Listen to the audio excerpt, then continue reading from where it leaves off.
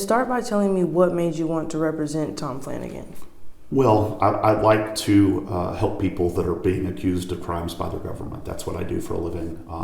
This is a situation where a citizen is being accused by state officials and city officials of a crime, and he needs a good defense team, and so we've put that together and compiled that for him.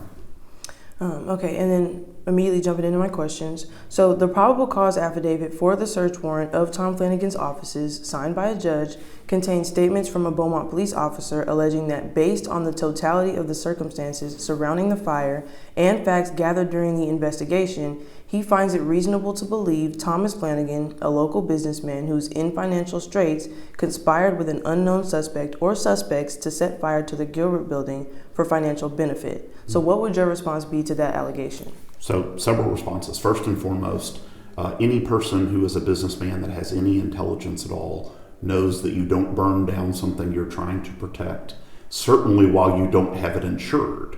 The affidavit goes on and describes in great detail how he doesn't have insurance. And if you think about that for a minute, why would you burn something down that doesn't have insurance? And then why would you turn around and fight the city trying to keep it from being torn down? That makes no rational sense. Only someone who has never owned a business, only someone who's never owned a serious piece of property, like the detective who wrote this affidavit, would think that makes sense. Secondly, though, if you look at that affidavit, it's terribly important to notice that there is not one shred of evidence in that affidavit about arson. Not one. There's no evidence that, well, we think the person made entry here, we think the accelerant it was used was this, we think the fire was started with this type of delay or fuse, or there's nothing, there's not one word in there about an arson. Basically what it is we think Tom Flanagan did it based on all of my skills, training, and experience. I think he did it. You ought to trust me, even though I don't have any evidence. The other thing that's important to note is this. They used an unlawfully used, that's a better way to say it, inadmissible polygraph exam as part of their purported evidence. Obviously, polygraph exams are not admissible in any court in the state of Texas, should not have been considered for any purpose in a probable cause affidavit. But I want to report to you that this week, Tom Flanagan has gone to an actual FBI polygraph examiner, former FBI polygraph examiner, certified by the FBI, certified by the U.S. Air Force, taken a polygraph on these exact issues, and has passed it with flying colors. We'll be sending that polygraph report out with some filings that we're going to be doing in the next few days. Because if they want to use inadmissible evidence, we're going to respond with inadmissible evidence. So in an interview with KFDM, Flanagan actually said after the fire that it was arson. He never said that he did it, but he said he had no doubt it was arson. So what would your response be to that? My response is, I guess if you take out the phrase arson and pretend what we're talking about is a dead body, you still have to have evidence about it, right? If a dead body shows up on our front door here of our office tomorrow, and we don't know how the person died, we don't know what happened, we don't have any details, but I would say, well, I assume it's murder. I mean, why else would somebody show up on my front door dead? I assume that's murder. That's not evidence of murder, right? That's just my assumption. He's making the same kind of assumptions that this detective is making in his probable cause affidavit. But think about this. If I told you it was murder and you said, well, how did it happen? I don't know. Well, what did the person die from? I don't know. What happened to the person? I don't know. Who did it? I don't know. What kind of evidence would that be? That would be no evidence. It would be absolutely no evidence. And so if you swap out those two crimes and take the building and make it a person, and take the arson and make it a murder, and think of it like that for a minute, if you wanted to come search my office because I might be in financial straits and there was a dead body at my office, on the front stoop of my office, and you think it's murder but you don't have any evidence of it, what would that be? It would be nothing. That's what we have here. We have no actual evidence of anything. In fact, the fire marshal says he doesn't know what happened. How do we get past that? So just because Mr. Flanagan thought it would be arson doesn't make it arson either. Doesn't make it any more arson than the detective saying it in the affidavit. So in the probable cause affidavit, it actually said that there was no evidence of like an accelerant or anything introduced, or no, there was no evidence of any outside factors that would, like weather or anything that would have caused it. So you wouldn't say that that's evidence that it was ignited? No. I think that if you go read a real arson report from an actual arson expert, you'll see what an arson report would look like. Again, just because you can rule out certain other things like there is no electricity there, what you can't rule out, for example, is that the roof was entirely made of tar, right? That it was a tar roof. And so what would burn better than a roof made of tar? But then on the flip side, the affidavit spends a bunch of time talking about the asbestos, which is supposedly a flame retardant. And so, again, going back to people not knowing what they're talking about, why would you try to get rid of a flame retardant material by setting it on fire? That's the opposite of the way you would do it. It makes no rational sense whatsoever. And again, I think the gist of it is, I think they are making a lot of assumptions here that are not based on actual evidence of anything. So the probable cause affidavit also states Flanagan was being pressured by the city of Beaumont to fix his building, and the convenience of a fire would remediate his out-of-pocket expenses. What would your response be to that allegation? So again, it doesn't really remediate anything at all, because the city now wants him to tear the building down. That doesn't make any sense. That's going to cost hundreds of thousands of dollars. Plus, when you tear a building down like that, that has asbestos in part at its core, you still have to remediate it. You still have to go through all the exact same steps. Again, that's an assertion or a conclusion that's written by somebody that knows nothing about building ownership, that knows nothing, has probably never owned a commercial building in his life. And so he's making assumptions, but those assumptions are not based on reality. Again, if he had an expert to actually give him that information, that would be something that would be valuable to have put in that probable cause affidavit. But he doesn't. It's just not there because it's not real. It doesn't make any sense. The officer also states, I believe the recent news release of the city of Beaumont's desire to move forward with downtown development hastened his plans. What would your thoughts on that be? Again, there has been no one that is a bigger proponent of rebuilding and revitalizing downtown Beaumont than Tom Flanagan. He has been down there and been an advocate for Crockett Street. He's been an advocate for saving and salvaging old businesses. In a fit of irony, a bunch of the people who were there participating in the raid are actually tenants of Tom Flanagan, for crying out loud, from buildings that he has saved, restored, fixed up, improved, and spent huge amounts of money on to protect downtown Beaumont, to keep people in downtown Beaumont instead of having everyone move to the West End. And so the notion that somehow burning down a historic building would be valuable to him, again, it only would make sense to someone who's never been a business owner and never been a building owner like that. Are you able to say what buildings those are that he's made those renovations on? Absolutely. Well, the first example would be the Century Tower, what used to be called the Petroleum Building on Fannin Street. I think it's 550 Fannin, but I may not have that number exactly right. My father's office was in that building when I was younger. But that's a perfect example of a building that he redid the entire roof line, redid the entire exterior, rebuilt the air conditioning system completely there. I mean, just lots of those kinds of improvements. The Stedman building, which has kind of fallen into some disrepair, but was revitalized and restored by Tom Flanagan and Walter Umphrey a number of years ago, but had been the Provost Umphrey offices for a long, long time. There's buildings all up and down that area, and really all throughout. The San Jacinto building is a perfect example too. It's a historic building, the Clock Tower building that is his office, and he's restored it and made it into an excellent building. Do you feel like that's enough to combat the other things mentioned in the affidavit about him like having several buildings for years and not making improvements on those? Well, again, the challenge, you got to think like a business person, not like a police officer, okay? So the challenge is, think about what you're restoring them to do. You have to restore them, but you also have to have some concept that we're going to have tenants in these buildings, right? You can't just restore them. I mean, I always think to myself, man, it would be so cool to buy an old building and fix it up and make it look nice. And then you think about how much money that would really cost to do. And then where am I going to get that money back? Who's going to rent this building from me? Like, if it's just going to be me, that doesn't make a lot of sense.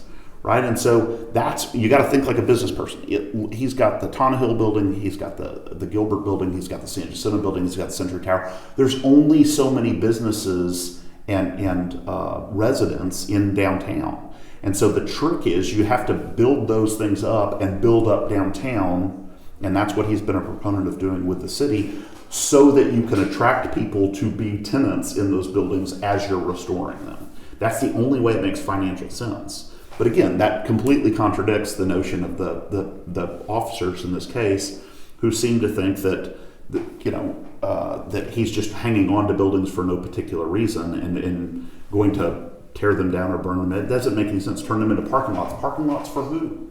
Parking lots for what? What are they going to do with them? Who's going to park there? Who's going to pay for parking in downtown Beaumont? I mean, that's just the notion I heard. Again, I don't think it's in the probable cause affidavit, but I heard several detectives tell me essentially that, we thought he was going to tear that down and build a parking lot. Why would he build a parking? He's got a big giant parking lot across from the Crockett Street, and he doesn't charge money for people to park in it. That makes no sense. I mean, that's a losing economic proposition. And again, the only type of people that would think that way are people who are not business owners. Right? That would only make sense to someone who's not in business and doesn't understand you have to have customers to make money. And I know you said that burning the building down wouldn't have benefited him, but the affidavit states that because he couldn't obtain insurance for the building, he couldn't renovate it. The only other profitable option would be to have it demolished. And then it alleges that the cost of remediation for asbestos in the building would be extreme, but if there were a fire, then he wouldn't have to follow the stricter and more costly guidelines. Yeah, again, so dealing with someone who's just making suppositions in conclusions instead of basing things on fact. The reality is you still have to do remediation, which he's doing right now. I mean, if you go down there and look, they're in the process of doing that remediation.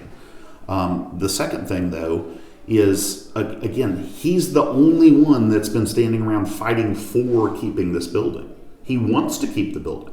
It's a historic building. And he wants to keep the historic aspects of Beaumont, not tear it down and put a parking lot or a modern building in its place. And so, again, it's a nice supposition and conclusion that this detective has come up with, but it doesn't make any rational sense. And then I know you said that he's taken another polygraph since, but the affidavit says that he was given a polygraph with questions including, did you order anyone to burn the building? Did you have anything to do with the building being burned? And it indicated that his response was deceptive. So What would your response be to that? So we haven't seen that polygraph. I don't know who administered the polygraph. I don't know if that person's qualified. What I do know is polygraph evidence is not admissible in court. The only reason to put that in the affidavit is a poison pill. It's to say, even though we don't have any actual evidence, we're going to give you this completely inadmissible evidence to poison the public and the courts against this person. It is a very strategic and very malicious decision to include something like that. I can't remember the last time that I've seen a probable cause affidavit or an arrest warrant or a search warrant application that even mentions the word polygraph. Like it does not happen very often. In fact, I can't think of when it would have happened. And I can tell you that the Court of Criminal Appeals, who decides things like this, says that you cannot talk about polygraphs in any way, shape, form, or fashion in any criminal proceeding in the state of Texas under any circumstances. I mean, I'm going to sort of say this offline, but it's funny. I call it the green eggs and ham response from the book, the children's book, about I will not eat them on a boat, I will not eat them on a goat, I will not eat them, Sam I am, I do not like green eggs and ham. They say you can't use a polygraph if both sides agree. You can't use a polygraph if it's helpful to one side. You can't use a polygraph if it's helpful, or talk about the fact that a person wouldn't take a polygraph. You just can't talk about it. You can't use it. So why would you include that in a probable cause affidavit, except that I have no evidence, I have literally no evidence to support this conclusion that I've made, but let me throw in this poison pill that I know is absolutely inadmissible. So would it be appropriate then to say that you had him take another one because, again, like you mentioned before, it's inadmissible, but also that it's I don't know, like a gray area sort of? Because I don't trust their process is my answer. Mm-hmm. That's my answer. I don't trust their process at all in this kind of situation. So the affidavit alleges Tom Flanagan, in his initial interview with Beaumont police, provided no information about Marcus Guillory. Police allege, based on surveillance video, Guillory and another man who were employed by Flanagan were seen outside the Gilbert building after the fire broke out. The affidavit states that other Flanagan employees told police about a meeting between Flanagan and Guillory in which evidence of the fire was discussed. Police say later, when they spoke with Flanagan, he sheepishly stated that he should have told police about Guillory and his potential knowledge of the fire. What would your response to that be? Well, first, again, this particular detective, that's exactly the kind of sort of conjecture that he makes. If you think about what that really means, or what that really says, that people that are Flanagan employees are seen after the fire on a video, of course. I mean, they're of course they would be. People were all over the place. There is the first answer. But the second answer is this: it would have been actual evidence of something if they were on video conspiring before the fire, right? But them like both happening to show up as Flanagan employees. By the way, he employs lots and lots of people, but Flanagan employees showing up to look at the fire once it's on fire. If people are involved in this arson, like they're saying, why would they stick around? Again, everything about the conjecture doesn't make any sense. But then I want you to note the other word. He uses the adverb sheepishly. Okay, that's this detective inserting his opinions into a probable cause affidavit. It's not facts. Okay. I haven't seen that interview. I don't know what he's talking about, but and I don't know what the question is. But if you read it real carefully, if you read it like a discerning person instead of somebody who's just going to eat everything that the police hand you, you would think, why would you need to say sheepishly? Why would he need to add that term? Because he's, again, trying to denigrate Flanagan, trying to downplay their own lack of facts in this case and focus on Flanagan and his personality, seemingly. The affidavit also states that when shown a picture of Guillory, Flanagan admitted he recognized him but denied hiring him or paying him. Police say a former secretary told them she wrote a check for Guillory and that no checks were written that Flanagan didn't know about. How would you respond? We haven't seen any of those interviews. So I don't know what that relationship is. I haven't seen any of those interviews. I certainly haven't seen any comments or interviews from this former secretary.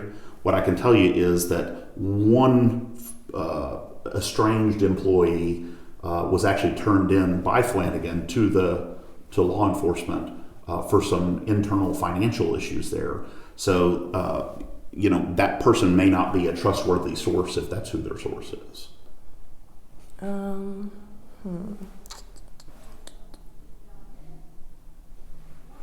Wait, so then would you not have anything to say about the fact that he denied knowing this man, even though they got him on video meeting? He said that he knew him. Again, you got to read this author's words carefully because it doesn't say what he wants it to say. He's basically what he's saying is what the affidavit is saying is that he didn't say anything about Guillory. Like he didn't volunteer. Oh, I know this guy named Marcus Guillory. Like he didn't volunteer that. And because he didn't volunteer that, then I already think he's suspect. And so then later when I ask him about Guillory and he goes, oh yeah, I do know that guy, but he doesn't work for me. You'd have to see the interview. What was the question he was asked when he said he doesn't work for me? If he's a former employee, wouldn't it be true to say he doesn't work for me? I'm just giving you that as an example, but that's what I'm talking about. If you got to read this this affidavit authors words very, very, very carefully, because he's using conjecture, he's using his own supposition, his own conclusion making, again, instead of facts. The answer, I think, to the real question is, I don't know anything yet about what these interviews are, or what the interview with Mr. Flanagan looked like, what he was asked, etc. So I just don't have a lot of faith in this particular conclusion or assessment by this author.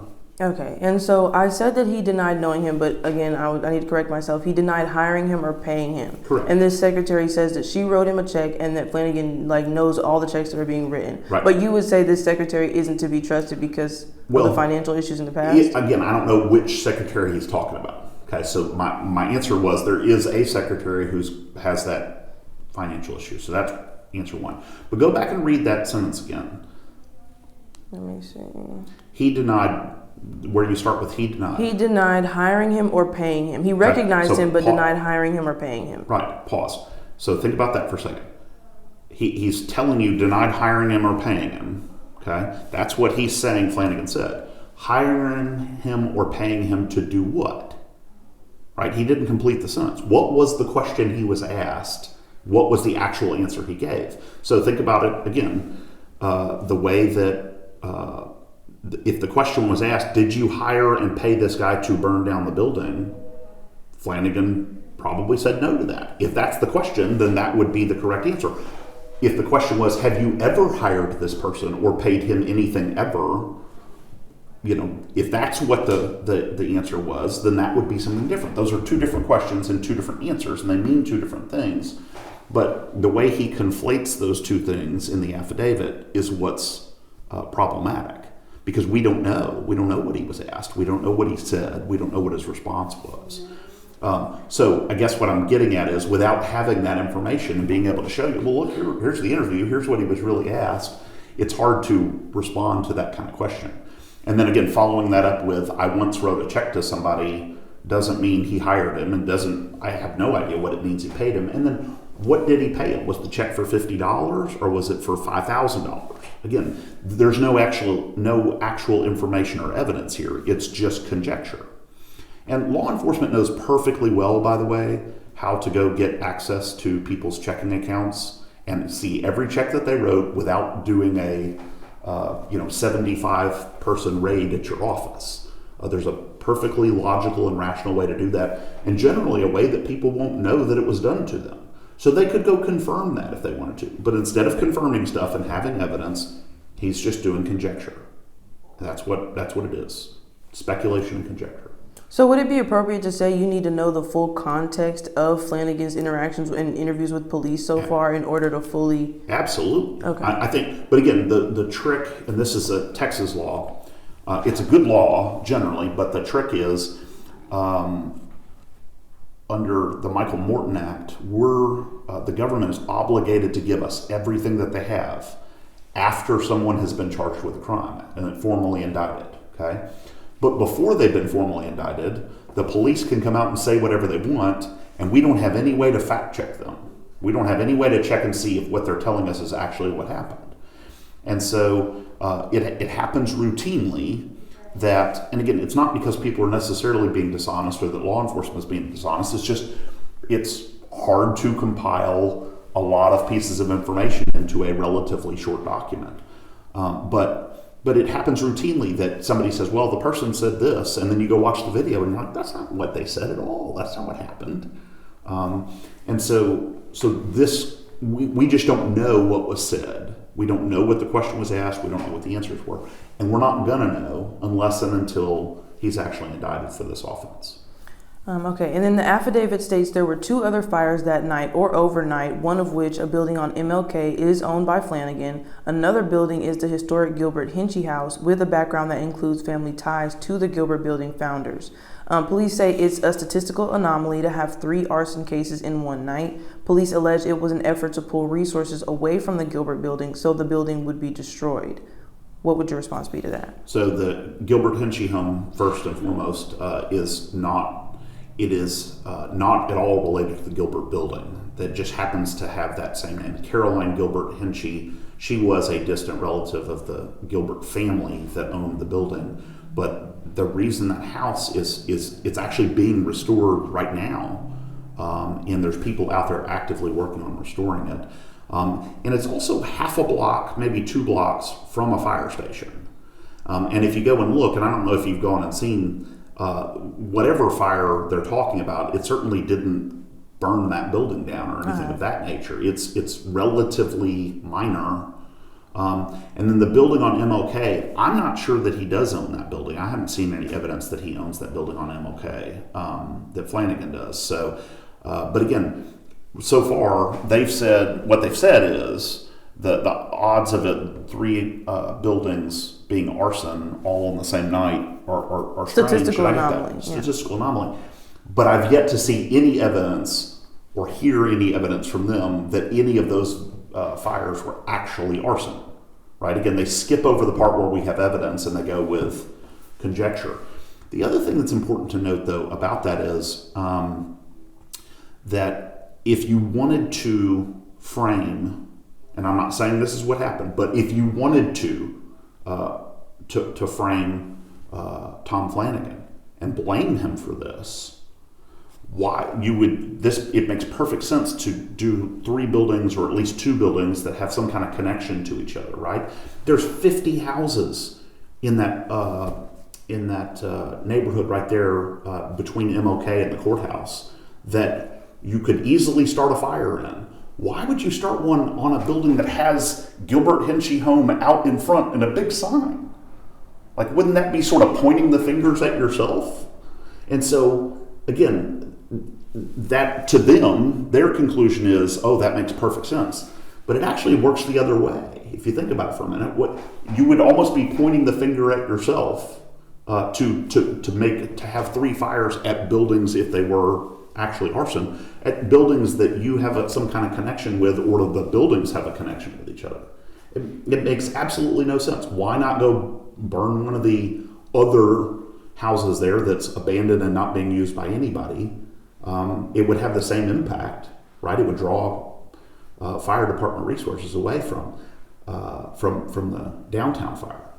But the other thing is too, if you take a look at the map of where all the fire departments are, I mean, the Gilbert Hinchy home is right next to a fire station. The MLK building has got its own. There's a bunch of different fire stations there between Washington and MLK and Lamar area. So I think you'd have to be delusional to think that somehow that was going to solve some kind of problem with the Gilbert building. It only makes sense to someone in hindsight, I would think. But it makes no sense to plan ahead that way unless you're trying to actually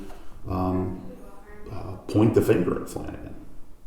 But so you wouldn't say that's sort of incriminating in itself, that there's the Gilbert building fire, and we spoke with the Hinchy House developers, and they actually said that the Hinchy House was owned by Caroline Gilbert, but the Gilbert building was built by her brother. Yeah. So there's that connection, and then the other building owned by Flanagan, all south of each other, and then they also are saying that this is a statistical anomaly to have 3 in one night. Sure. So I agree that it's a statistical anomaly. No, there's no question about that. What I'm saying is it makes more sense for someone who wants Flanagan to be accused to do buildings that would be connected to each other. In other words, why would someone who's trying to avoid detection do something so obvious? Does that make sense? That's a way to point the finger at yourself. But it makes more sense that someone would want to do that to him and point the finger at him. So, and again, we can't. There's lots of things we can't rule out when you jump to conclusions like law enforcement has done in this case. It makes it easy to just make conclusions, but you have to start thinking about how do we rule stuff out? How do you rule out that this was the concept that this might have been a disgruntled employee who does not like Tom Flanagan? Not that he's working with him, but rather that he's working against him, either trying to get him in trouble or trying to destroy properties. I mean, how would you rule that out? What is there evidence that they have that rules out that possibility? And so again, They've jumped to a conclusion here. They've come out, without any real evidence. And again, not one of those fires do we have any information or evidence in that affidavit that says this is how we know it was arson. Not one. My next question was, what are the odds an arsonist not connected with Tom Flanagan or his business enterprises would decide to burn 2 buildings owned by Flanagan and another with family ties to the Gilbert Building founders? But would that have been your answer, that it seems that someone's trying to frame him? It only makes sense that somebody would be trying to get him in trouble, not that he would do it himself or he would have somebody do it. In other words, for the obvious reason that you're asking, the fact that you're asking that question is why it's obvious that Tom Flanagan wasn't involved. It's not the other way around. I understand. Okay, and then so police say Flanagan had devastating financial problems, and a secretary alleges he committed fraud by asking employees to fabricate numbers on IRS paperwork. Police say he owes hundreds of thousands of dollars, in back taxes on his many properties. They always say follow the money when investigating a crime, and allege if you follow the money in this case, it all points in the direction of Tom Flanagan. Yeah. Again, if he had the building insured for $10 million and started a fire, that would make absolutely perfect sense. See, the challenge is here, they want to have it both ways, right? They want to make it seem like he's doing this because he's got financial straits and he's going to somehow benefit financially off of this. But on the other hand, they're saying he's in financial straits and he can't get insurance on this building. So how would he benefit financially from it? It doesn't make sense. The logic is from someone who, again, has never owned a business, who's never run a business, who's never owned a building. There are several corrections I think the police are going to need to make in the wake of this. There's no this IRS changing forms conversation that has been completely misstated by this affidavit. What happened was the IRS wrote back to Flanagan's office and said, we need you to change these things, and those things were changed. It's not, and I don't know what the specific form was, but it was not that he was changing them in advance. But the other thing is this, think about why would they need to do this kind of raid over an arson investigation? They could get all of that information from the IRS, from the banks. They don't need to go take thousands of boxes of documents and files out of his office, aside from a fishing expedition. And that's ultimately what this is. And you can see it again in the affidavit, because of the complete lack of evidence about arson, they're really fishing for other things, and that's what's happening there. So if Tom Flanagan didn't conspire to have the Gilbert building burned, what is your theory on who did it? I don't like jumping to conclusions. My theory is the government is going to accuse somebody of a crime. They need to be able to prove it. And right now, they've brought no proof. They've brought conjecture. They've brought conclusions. They've brought a complete lack of expert information that you would want to have in an arson case. And they're doing what you're asking me to do is what they are doing. Right? What is your theory? Oh, my theory is this. Okay, great. Let's go arrest somebody. Like, that doesn't make any sense. It can't be the way that our government acts. It can't be the way our government treats its citizens. People need to be innocent unless they're proven guilty. The kinds of conclusions, the kinds of speculation that is just rampant throughout this probable cause affidavit shows that they have no interest in that.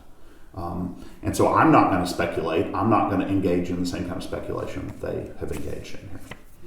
And then how is Tom Flanagan doing? I know he's still got the permit with the city to renovate the Gilbert building, and he says he's going to complete the project. What is he telling you about his business plans, the future of his businesses, and his goal to take part in downtown development? Well, he cares very deeply about downtown Beaumont. There's a lot of people in Beaumont that want to use the city's resources and the city's projects and funds to build the West End, to expand the West End, and make the West End kind of the central part of Beaumont. And Mr. Flanagan has been in opposition to people in the city, lots of people in the city, about that for a long time, in trying to protect, preserve, and revitalize downtown Beaumont. He is, I think, notably upset about the efforts to tear the Gilbert building down. He does not want to do that. He has been an advocate for restoring it. He wants to restore it. He continues to work toward restoring it. He's got people out there, like I said, As recently as a day ago, I drove by and there were people out there in remediation suits working on pulling down and taking out the exterior of that building to try to restore it. And so he's obviously upset by these allegations, which are unfounded, but he's also very concerned about the impact this is going to have on the future of downtown Beaumont. And then the city has expressed frustration with what it calls delays in getting things done or waiting until the last minute. They say it's a pattern when they deal with Tom Flanagan. Do you have any thoughts on that? Again, stuff is expensive, right? You gotta, I guess everybody wants him to continue to expend his own funds and his own corporation's funds to do all of this restoration downtown for free, without any tenants, without any help or assistance from the city or anything else. That's not really rational. It's not. He's not there to be a donator. He's a business person, and business people make investments in the city, make investments in downtown. But the whole goal is to attract tenants, attract businesses, attract potentially residents as well to downtown to revitalize it. Tom talks fondly about if you go and look at the changes over the last 25 years in Oklahoma City, and what a wonderful job they've done of revitalizing downtown Oklahoma City. And he really wants Beaumont, Texas to have that same kind of opportunity to revitalize. We have plenty of people here. We've got plenty of people who have good jobs working at the plants that are a lot closer to downtown than they are to Lumberton or the West End. There's great opportunity to do that kind of revitalization, but we've got to have everybody on board with doing it, and that's what he is trying to do. That's what he's been endeavoring to do. But he can't be the only one, and he can't certainly be the only one paying for it. And then, so in this probable cause affidavit, they kind of paint Tom Flanagan. They call him a local businessman in financial straits, but they, in a way, paint him to be kind of desperate. So, what would you say? How do you see Tom Flanagan? How would you describe him? I think he is a successful business person. He has a very successful stevedoring company, which is loads and unloads ships. He has a shipping company that actually transports goods and materials. He's got this. Really think of the Beaumont downtown landowner or property owner as kind of his side business, his passion business. And again, you got to understand how hard this is. You got to have tenants. You got to have people come and want to pay to work and live in your buildings. And otherwise, you're not going to make any money. You're just going to be losing money down there. So he is passionate about making buildings workable and livable, but he needs assistance from other businesses in the city to do that revitalization, and that's what he's trying to do. And then my last question for you is, how can Mr. Flanagan afford the cost of this excellent defense team that he's built if he's having financial problems? That should be the real question, and maybe you should point that at the detectives. If he's in such dire straits, how does he have James Macon, the Gertz Kelly law firm, and Dan Cogdale's law firm out of Houston all working for him? If it were so bad, if he were so desperate, if he were on his last leg, if he needed to go start burning down buildings that are not insured, how would he do that? How would he be able to afford us? And that's a great question. Maybe you should ask the detectives. And then, is there anything you want to add or anything else that you want our viewers to know? Again, that Tom Flanagan absolutely wants the Gilbert building to be saved. He's going out of his pocket and doing the revitalization anywhere, the restoration on it anyway, despite the city and other people wanting to tear it down and turn it into a parking lot. The notion that somehow a parking lot would be profitable in downtown Beaumont for Tom Flanagan when he owns a parking lot right next door, right catty corner from the Gilbert building, that people park in for free. They don't pay for it. What would be the profit value of that? So that kind of conjecture, that kind of speculation by people comes from people who are not business owners, who've never been business owners, they just don't understand how that process works. And then what happens next? Sorry, I just want to add, what happens next? What are your goals for like moving forward with this? We're moving forward with interviewing, going back and interviewing a number of these witnesses that allegedly said stuff to law enforcement to see what they'll tell us and see what they say. Additionally, we're moving forward with preparing a defense for what we think the options are for possible charges. And we want to be prepared for that. Again, obviously, we're going to be providing additional information and some filings in the court in the next few days that will give you a better sense of what our strategy is. And then we'll have that polygraph report we'll make public. Since they want to use that poison pill, we want to be able to respond with the same inadmissible evidence that the police have. And how confident would you say you are that Flanagan is innocent? My answer is my job with all of my clients, and he has told me over and over again that he had nothing to do with this, and I believe that he had nothing to do with it because it doesn't make any sense to me why he would do it. But my real answer is, as a defense lawyer, all the time, every client, every case, I tell them, I don't want you to tell me whether you did this or not. I don't want to know. The government has the responsibility to prove that you did something wrong. And that's how we best protect you from your government. The challenge that citizens accused have so often is they talk too much. And you're laughing at that. You know I'm right. They talk too much. And so oftentimes people who are innocent try to clear their name by talking, and they think that's going to help. And it actually oftentimes makes it worse. You're always better being quiet. So my answer is, I think I know as much as the Beaumont Police Department knows, and my speculation, just like theirs, is based on speculation and not facts, because they have not brought forward facts and evidence. They've not actually shown us anything. And so I take Tom at his word that he wasn't involved in this, but that's not the end game. The question is, can the government follow the rules? Do they actually have a case? Do they actually have evidence? At this point, I've seen none of it. They're not playing by the rules, and they are, providing an affidavit like this to the public with tons of speculation and no actual evidence.